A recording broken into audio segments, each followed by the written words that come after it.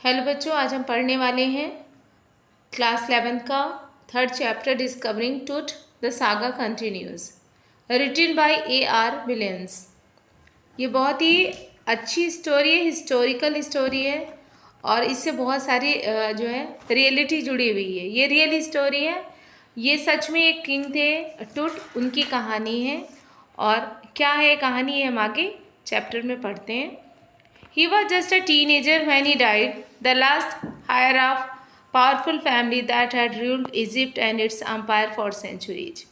वो टीनेजर थे जब वो राजा बनाए गए, तो 11 साल केवल उनकी उम्र थी। और उसके बाद जो है टीन एज में उनकी लगभग 18-19 के बीच में उनकी डेथ हो गई थी। The last heir of powerful family that had ruled Egypt, उनकी फैमिली जो थी, उनके वंशज जो थे, उन्होंने इजिप्ट पर जो है कई सेंचुरीज तक इनका शासन था, राज किया था। He was laid to rest laden with gold and eventually forgotten.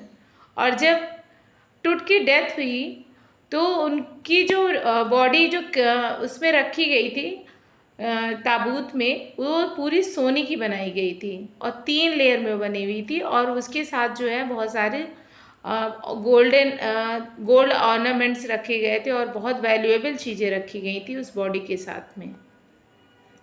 Since the discovery of his tomb in 1922, the modern world has speculated about what happened to him, with murder being the most extreme possibility.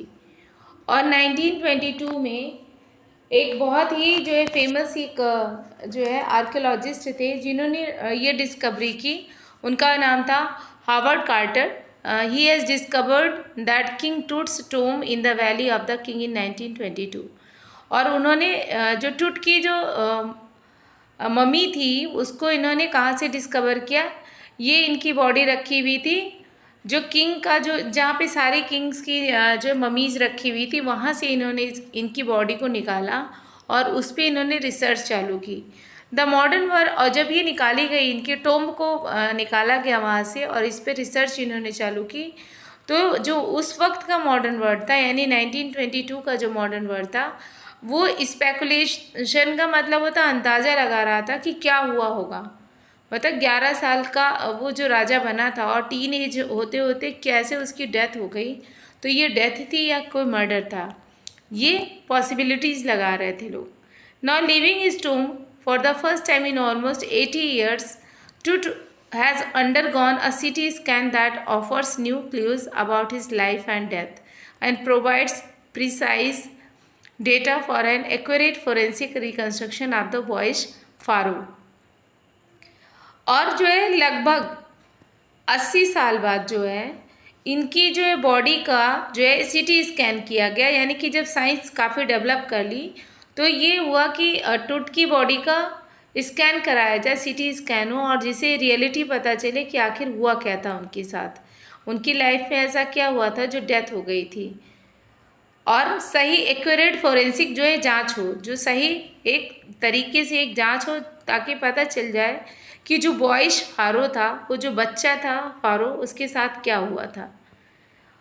An angry wind stirred up ghostly dust devils as King Tut was taken from his resting place in the ancient Egyptian cemetery known as the Valley of the Kings. Dark-bellied clouds had scudded across the desert sky all day and now were veiling the stars in cascade grey. अब an angry wind, उस वक्त जब इनकी body को निकाला गया, जब उस टोम्ब को निकाला गया वहाँ पे, तो काफ़ी तेज़ तेज़ हवा चलने लगी।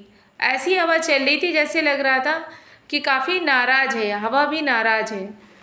और जो है टूट को बाहर निकालने की कोशिश की गई तो ऐसा लग रहा था जैसे नहीं टूट रेस्ट कर रहा था और उनको वहाँ से डिस्टर्ब कर दिया गया, तो वो नाराज़ हो गया है और इसलिए इस तरह से इतनी तेज़ तूफ़ानी हवा चल रही है। In the ancient Egyptian cemetery known as the Valley of the Kings, तो जहाँ पे राजाओं का कब्रगाह थी ना बेटा, जहाँ पे ये सारे ममीज़ रखे जाते थे, उसको वैली ऑफ द किंग्स कहा जाता था। और वहीं पे इसकी भी टोम्ब रखी हुई थी, वहीं पे इसकी भी मम्मी थी, और उसको dark bellied clouds had scudded across. तो कहा जाता है कि जिस तरह से ये रखा हुआ था और अचानक से इसको निकाला गया, तो ये लोगों ये कहने लगे कि जिस तरह से ये हवा इतनी तेज चल रही थी, ऐसा लग रहा था कि जैसे वो नाराज हो गया हो, और इस तरह से भूतिया एकदम हवा चल रही थी। और जब इन्हें जो है निकाला गया तो काफ़ी अंदाजे लगाए गए कि किस तरह से ये इतनी तूफ़ानी हवा चल रही थी और जल्दी जल्दी बहुत तेज़ी से चल रही थी, और ऐसा लग रहा था ब्लैक क्लाउड्स हैं जो कवर कर रहे हों, उसको कवर कर रहे थे बॉडी को। तो ये जस्ट केवल इमेजिन किया जा रहा था। इट वॉज 6 PM ऑन 5 जनवरी 2005, और ये जो शाम थी ये 6 बजे की शाम थी, 5 जनवरी 2005 की बात है, जब इनकी बॉडी को CT स्कैन के लिए इनकी टुम्ब को वहाँ निकाला गया।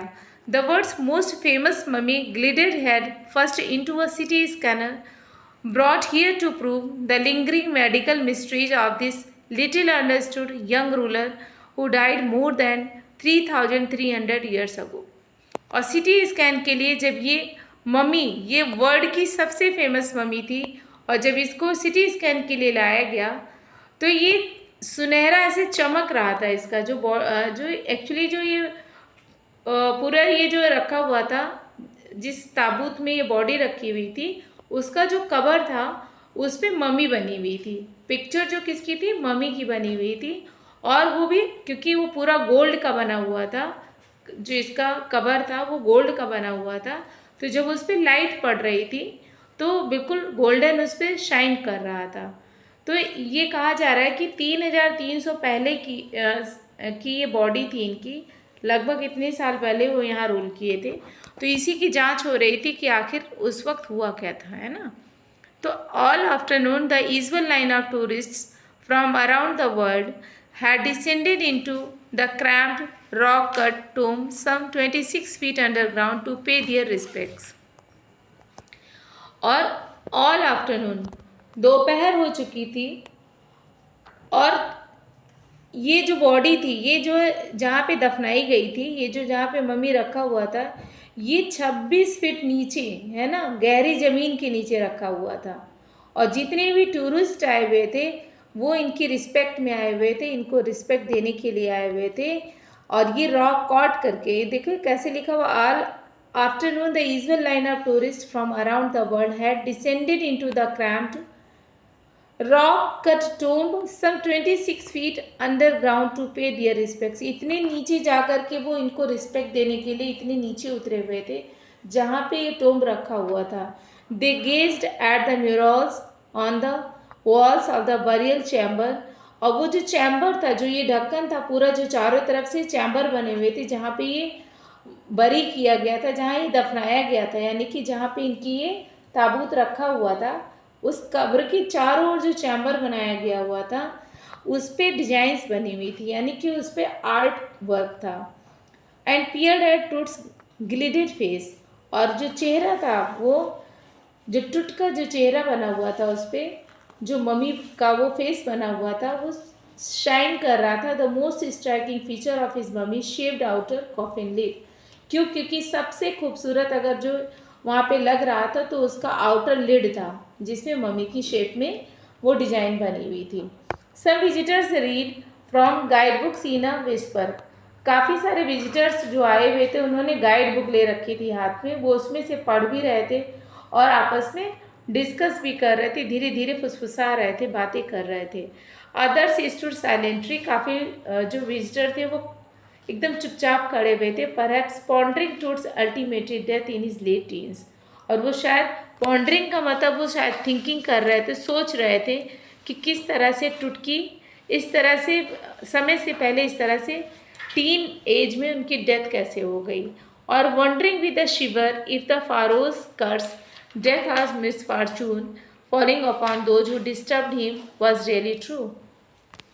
और कुछ लोग तो डर रहे थे इस बात से कि जब अब फारो की इस जो टोम को डिस्टर्ब किया गया है, तो जिस तरह से एक कहावत है, यानी कि उस जो इनका जो कॉफिन था उसके ऊपर लिखा हुआ था कि अगर कोई टुट को इसमें से डिस्टर्ब करेगा तो उसको जो है मिस फॉर्चून, उसको श्राप लगेगा और उसे मिस फॉर्चून प्राप्त होगा, यानी कि उसका दुर्भाग्य होगा, उसके साथ कुछ बुरा होगा।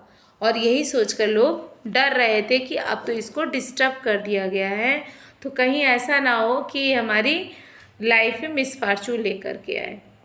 The mummy is in very bad condition because of what Carter did in 1920s, said Zahi Hawass. और जाही हवस थे सेक्रेटरी जनरल थे of Egypt Supreme Council of Antiquities. He leaned over the body for a long first look.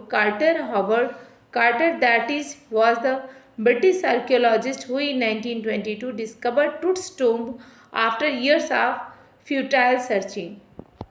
अब इस कहानी में यहाँ बताया गया है, इससे पहले भी थोड़ा सा जिक्र हुआ था कि किस तरह से जो कार्टर थे वो ब्रिटिश आर्कियोलॉजिस्ट थे, उन्होंने डिस्कवरी की थी इनके टुम्ब की, है ना, कि अभी तक तो किसी ने इसके बारे में देखा नहीं था, लेकिन उन्होंने टुट के इस टुम्ब को जो है डिस्कवर किया और उसके बाद उन्होंने उसको खोल करके कोशिश की कि उनकी बॉडी को देखा जाए।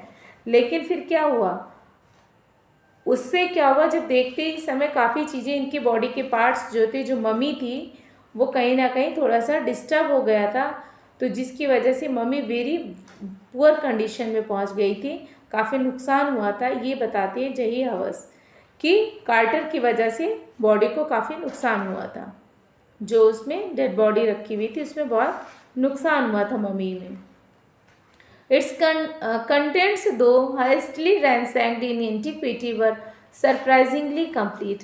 लेकिन साथ ही हवस बोलते हैं कि कार्टर ने भले जो है इनकी जो भी अपना वो जानना चाह रहे होंगे उसके लिए उन्होंने इनकी बॉडी को डिस्टर्ब किया, कहीं ना कहीं थोड़े से इनके बॉडी पार्ट्स जो है डैमेज हुए, लेकिन फिर भी जो कंटेंट्स रखे हुए थे, जो इनकी बॉडी के साथ ज्वेलरी रखी हुई थी और काफ़ी वैल्यूएबल महंगे आइटम्स रखे हुए थे, वो सब एकदम बिल्कुल वैसे ही कंडीशन में रखे हुए थे, वो बिल्कुल भी डिस्टर्ब नहीं किए गए थे।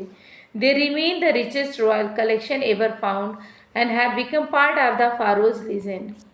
और वो जो सारी चीज़ें थी वो शाही कलेक्शन था, वो क्योंकि वो राजा थे और किंग की डेथ हुई थी, तो उस वक्त जो भी सामान उनकी बॉडी के साथ रखा गया था वो सब बहुत ही शाही दरबार का सब कीमती सामान था जो फारो के साथ उस टोम्ब में रखा हुआ था।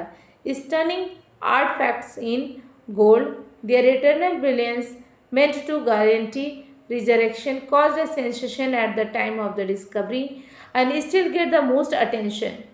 और ये जब डेथ हुई थी तो इतनी सारे गोल्ड के आइटम्स की, क्योंकि एक्चुअली ये जो इजिप्शियन है ना ये मानते थे कि आफ्टर डेथ भी एक लाइफ होती है, यानी कि मरने के बाद की भी एक आफ्टर लाइफ होती है, उनका एक जीवन होता है, और अगर उसके बाद जीवन होता है लाइफ ख़त्म होने के बाद, तो उस अगले वाले जीवन के लिए काफ़ी चीज़ों की ज़रूरत पड़ेगी सर्वाइव करने के लिए, इसलिए उस बॉडी के साथ में ये वैल्यूएबल आइटम्स को, ज़रूरत की चीज़ों को उसके साथ रख दिया करते थे।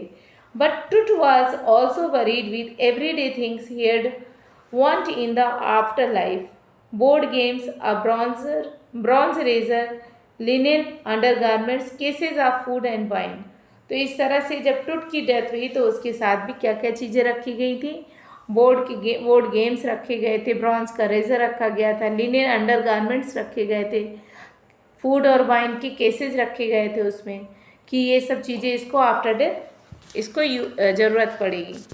After months of carefully recording the pharaoh's funerary treasures, कई महीनों तक बहुत ध्यान से वो सारा रिकॉर्ड देखा गया जो खजाना रखा गया था इसकी फ्यूनरल के समय, वो सब देखा गया। कार्टर बिगेन इन्वेस्टिगेटिंग इस 3 नेस्टेड कॉफिन्स, और उन्होंने 3 लेयर में जो इसकी कॉफिन था, जो पूरी इसकी जो कॉफिन था, जो जिस बॉक्स में इसको रखा गया था, है ना, वो 3 लेयर में था।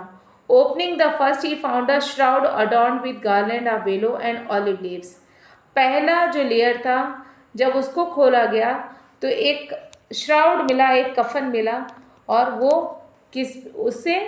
उस पे माला चढ़ी हुई थी, किसकी, बीलों के फूलों की, एंड ऑलिव लीव्स की थी, वाइल्ड सेलेरी, लोटस के पेटल्स थे, कॉर्नफ्लावर्स थे, the faded evidence of a burial in March और अप्रैल। और ये महीना था, मार्च और अप्रैल की बात थी, ये सारे फूल और ये सारी चीज़ें उसकी बॉडी के साथ रखी हुई थी।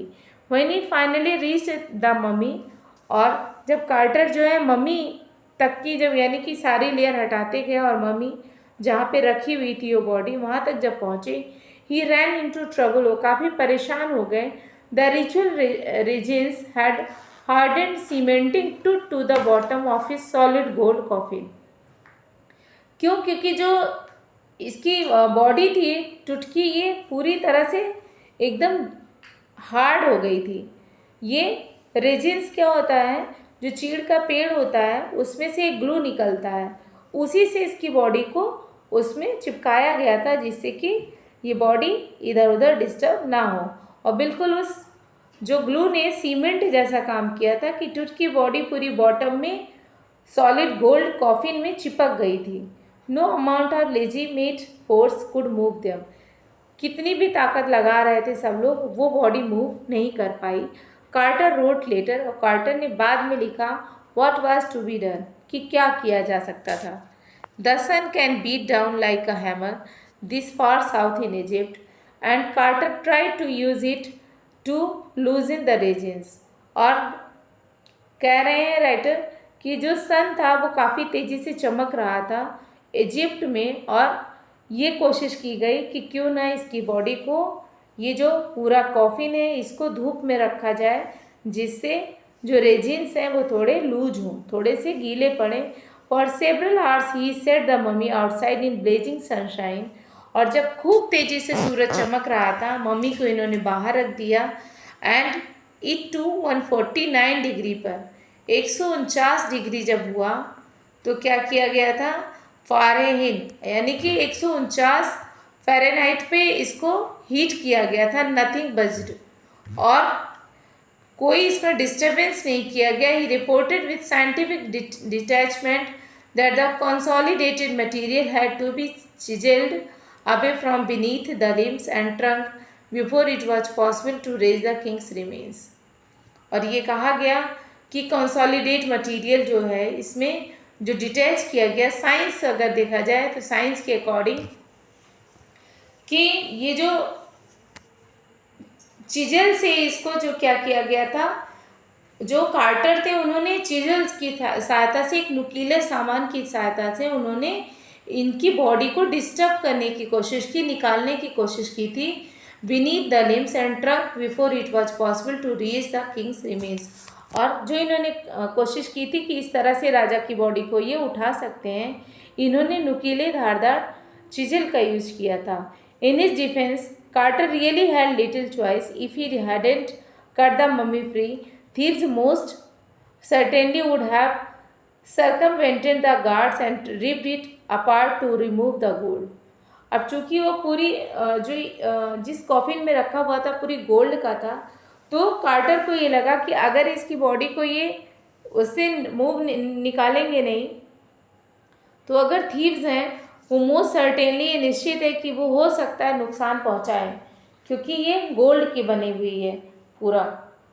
इन Tut's time the royals were fabulously wealthy, और टुट के टाइम पे जो शाही जो राजा होते थे वो बहुत ही धनवान हुआ करते थे। एंड दे थॉट, और वो सोचते थे और होप्ड, उम्मीद करते थे, they could take their riches with them, उनका ये मानना था कि ये सारा जो धन है, ये दौलत इकट्ठा करके रख लें जिससे जब उनकी डेथ होगी तो ये सब साथ में जाएगा। For his journey to great beyond, और ये उस यात्रा के लिए तैयारी कर रहे थे जो इस धरती पे यात्रा चल रही थी, इसके बियॉन्ड थी, इससे परे थी। King Tut was lavish with glittering goods, precious collars, inlaid necklaces and bracelets, rings, amulettes, a ceremonial apron, sandals, sets for his fingers and toes, and the now iconic inner coffin and mask, all of pure gold। यानी ये बहुत सारे सामान की list दी गई है, बहुत सारे सामान के नाम लिखे गए हैं, तो ये सब प्योर गोल्ड के थे। जो इसकी बॉडी के साथ में सारी चीज़ें रखी गई थी ये सब प्योर गोल्ड की थी। द सेपरेट टूट from his adornments, Carter's men removed the mummy's head and severed nearly every major joint। अब ये कार्टर के जो लोग थे उन्होंने जब इसकी मम्मी को टच किया तो उन्होंने उसके हेड को जो है डिस्टर्ब कर दिया, रिमूव कर दिया वहाँ से उसकी जगह से। और सेवरल ऐसे बहुत तरह के मेजर जॉइंट्स थे हड्डियों के जिसको उन्होंने क्या किया, रिम्स वगैरह को उन्होंने डिस्टर्ब कर दिया था। वंस दे हैड फिनिश्ड, और जब एक बार उन्होंने ये कर दिया, they reassembled the remains on a layer of sand in a wooden box, तो उन्होंने फिर से असेंबल किया जो बचा हुआ था उस layer of sand in a wooden box with padding that concealed the damage the bed but to now rest. और उन्होंने क्या किया कि वो जिस बॉक्स में रखा हुआ था उसको उन्होंने फिर से क्या किया, पैडिंग की और जो डैमेज हुआ था उसको छिपाने की कोशिश की, यानी कि निकालने के चक्कर में जो भी जहाँ पे नुकसान हुआ था उसको उन्होंने छिपाने के लिए उस डैमेज को भरा। द बेड वेयर टूट नाउ रेस्ट, और उस बेड को जहाँ पे वो अभी सो रहा था, जहाँ पे उसकी वो मम्मी रखी हुई थी, उसको भी इन्होंने क्या किया, इसको भी ठीक किया, क्योंकि निकालते समय लगभग चीज़ों को इन्होंने डैमेज कर दिया था। तो अभी तक की स्टोरी में हम देख रहे हैं कि किस तरह से जो है पूरी स्टोरी बेटा जो है रिवर्सल फॉर्म में चल रही है। कि जैसे अगर कहा जाए ना कि ये स्टोरी स्टार्ट कैसे होती है, तो सबसे पहले जो है जैसे 1922 में क्या हुआ था कि इसके मकबरे की खोज की गई थी, इसके टोम्ब को पता लगाया था। और उसके बाद 1968 में क्या हुआ था, एक एनाटॉमी प्रोफेसर ने बताया था कि इसकी बॉडी से, यानी कि टूट की बॉडी से रिब्स और बोन्स गायब हैं और काफ़ी इसकी बॉडी को नुकसान पहुंचाया गया है। और फिर 2005 में सिटी स्कैन हुआ ये जानने के लिए कि इसकी डेथ कैसे हुई। तो हमारा जो चैप्टर हुआ वो रिवर्स फॉर्म में, पूरा स्टोरी रिवर्स में चल रही है। सबसे पहले हमें इंट्रोड्यूस किया गया कि किस तरह से 2005 में सिटी स्कैन हुआ, उसके बाद 1968 में किस तरह से उसके रिब्स और बोन्स का पता चला कि वो सब गायब है उसकी बॉडी से। और फाइनली जो है फिर 1922 का जिक्र हुआ कि किस तरह से 1922 में वो जो टूट था वो किस तरह से वहाँ का राजा बना था और कैसे बाकी चीज़ें हुई, और कैसे 1922 में जो है कार्टर ने इसकी खोज की थी, इसके टोम्ब की। तो ये पूरी स्टोरी रिवर्स फॉर्म में चल रही थी। तो आई थिंक आपको समझ में आया होगा। सो इस स्टोरी को अभी यहीं पे क्लोज करते हैं। आगे की स्टोरी को सेकंड पार्ट इसकी सेकंड वीडियो में बताएंगे। सो तब तक के लिए थैंक यू बच्चों, thank you for watching this video.